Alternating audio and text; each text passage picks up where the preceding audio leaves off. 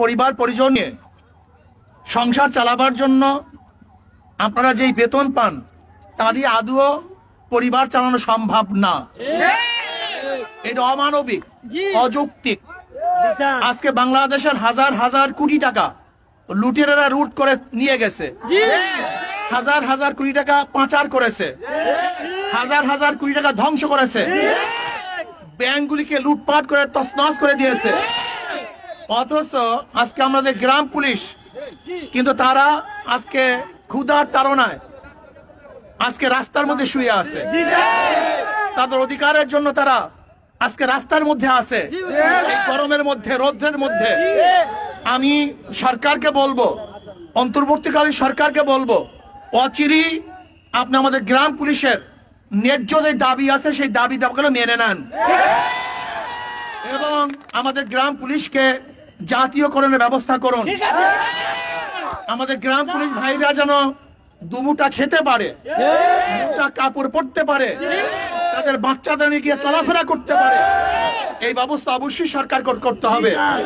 এর জন্য ইনশাআল্লাহ আমি এখানেই নয়, আমি আপনাদের পক্ষে সব জায়গায় আওয়াজ তুলবো, আপনাদের পক্ষে থাকবে ইনশাআল্লাহ। এবং ইনশাআল্লাহ আপনাদের দাবির সাথে আমি একত্রতা ঘোষণা করলাম।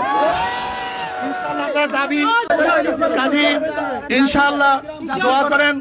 আমি জাতীয়করণের জন্য সরকার ঘোষণা দিয়েছে, আমাদেরকে শুধু বাড়ায় আমাদের বাস আমরা চেষ্টা করতেছি ইনশাআল্লাহ সর্বমহলে আপনাদের পক্ষ নিয়ে সর্বমহলে আমি নক করার চেষ্টা করব ইনশাআল্লাহ।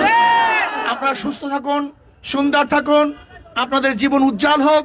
আল্লাহ পাক আমাদের সবাইকে দুনিয়াতে ভালো রাখেন, উপরও ভালো রাখেন, এই দোয়া করতেছি। আল্লাহ আমাদের সবাইকে কবুল করেন।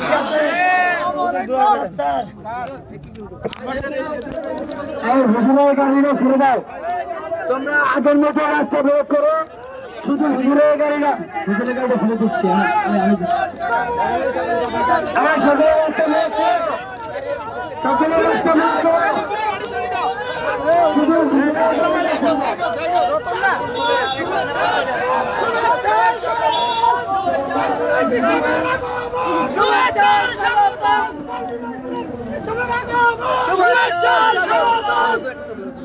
আল্লাহ সবাইকে কবুল করেন।